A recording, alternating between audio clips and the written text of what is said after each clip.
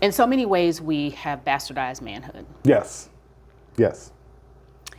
And we have problematized men. Absolutely. Men aren't perfect, women aren't perfect either, right?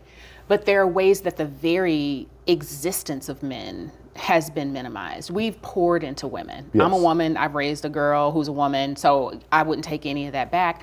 But I think we need a renaissance Yes. for men. Yes. I am wanting to give the mic to men to talk about what that looks like.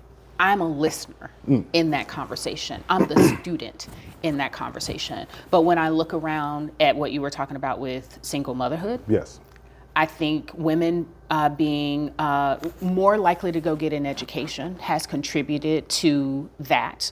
Men tend to be willing to marry someone who makes less, who doesn't have as much credentials. Women tend to want to marry someone who makes more. Absolutely. And has more credentials. Absolutely. How do we address the fact that, how do we address that? That's an interesting one because, to your point, women are hypergamous. And men generally, traditional men view their manhood as a function of their ability to provide and protect. So it would make sense that a man would pick someone who makes less because, again, he's thinking provide, protect. Right. If I make 100 and you make 300, I'm trying to figure out, and I view my role as a man as provide, protect. Provision is out the window because you make 3 times more than me, right off the bat. So yeah, that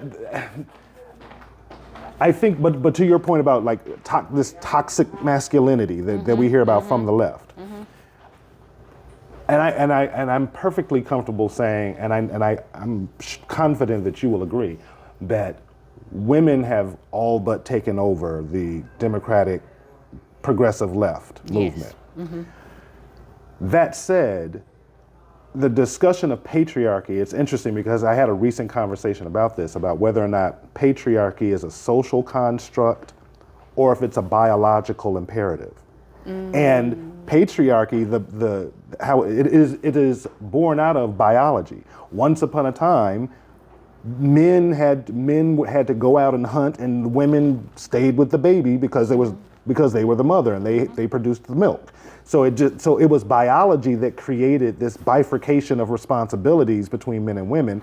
Fast forward to the time that we live in today, we don't need to go out and kill our dinner. Right, right. You don't have to hunt bison in order for us to make it through the winter. Right. Yeah. So now we have more tools that creates this equity, but I think that's ultimately what's happening is that we're having this patriarchy is a function of biology, it's not a social construct. So to your point, for women to attack the very nature of men, and not to put too fine a point on it, but Jordan Peterson talks about this at length.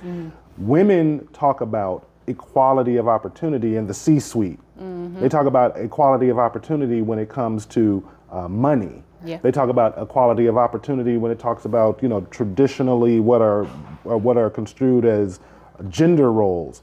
But women are not fighting for equality of bricklayer positions or sewage workers or electricians or boiler inspectors. They're not fighting for the equity in the jobs that are the most dangerous, hardest jobs, which are the ones that we need the most and are less susceptible to AI and automation, ironically. That's an interesting point. Yeah, I've been troubled by the feminist voice that was saying basically men and women are the same because girl, be for real, we're not. And I think part of why the women who have taken over the left, why they focus on men is because by and large, for white women, their issue has been with men. Right, it's the submission, if you will, to masculinity, to their husbands, to their fathers. You just said the S word. I mean, that's what folks were fighting against, Sure. right? And so that's why masculinity and manhood had been problematized and this was the tension in the feminist movement to begin with. The experience of Black women in America was very different in what they were fighting for with the experience of white women in America. And I think there has been a movement for women to basically use men for their seed. Right? Because I don't need you for your dollars is the ultimate crass, very direct way for women to say that. But the reality is we do need men. There are so many other things that men provide.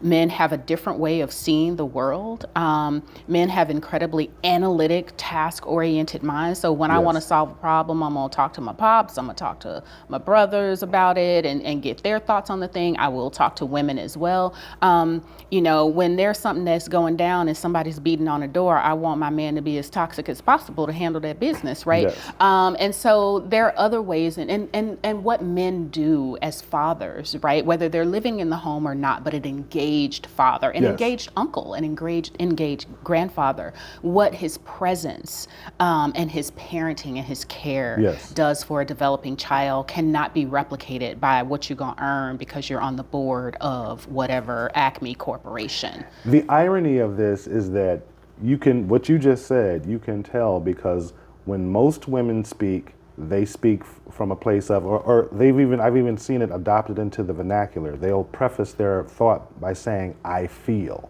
Men will say, I think or I believe. Right.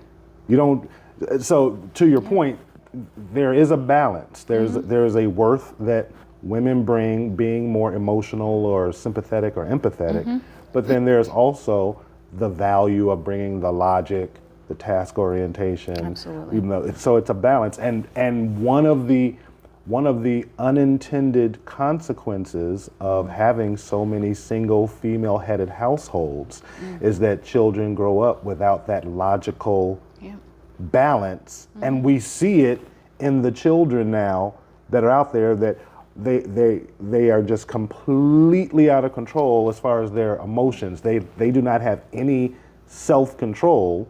They act out of purely emotion because they never got that balance during those formative years when 90% of your brain architecture is set between birth and 5 years old. Yeah, that self-regulation, that ability to respect authority. Wait till your daddy get home meant a lot, okay? And so I think there's some ways that people, this generation is typically rebelling from the previous generation. Agreed. And I think at this point we probably rebelled a little too much. Yes. And we need to have a come to Jesus conversation about the fact that everything that we didn't like about our daddy and our mama didn't mean that they were wrong. Yes. And so does the government have a role to play in that? We've typically incentivized sort of cultural things. I think leadership has a role to play, and I think that's the case, making the case for this shift at all levels of scale: family leadership, church leadership, community leadership, be that aldermen, city leadership, mayors, states as well, because, let's face it, Governor Pritzker even talking about trans, because he's personally connected to it, does have an impact in validating the trans movement. Donald Trump advocating for Americans First does have a cultural impact. So leaders do have a role to play. And I think Republican leadership has a significant role to play in pulling us off the cliff that we're on culturally, economically, and the like. I love that. I love that. Well, let's end it there. We're definitely gonna have to do this again. I'd love to. You're an amazing conversationalist. I love it. So let's end right now, and you just tell the audience about your campaign and how they can get in touch with you and contribute. Fantastic. So you can follow me on my campaign website at longforsenate2026.com. That's www.longforsenate2026.com. You can find me on social media, Twitter X at Long for Senate. It's Long for Illinois is the @sign. You can also find me on TikTok at Long for Senate as well. I just started using TikTok, so I have a few videos up there and have a few followers talking about immigration and the like. If you're ever interested in reading anything about my political views prior to my run, you can find me on my Newsweek authors page. You can just Google Pamela Denise Long, Newsweek, and that should pop up for you. And I have a Medium blog and other things. I think you can just Google me, Pamela Denise Long, and you'll find a lot of the work that I've done. I'm looking forward to serving the people of Illinois. Make sure you follow on all social media and donate, because this project to win the U.S. Senate seat for Illinois, for Republicans, for common sense, is one that everyone in the nation should be invested in.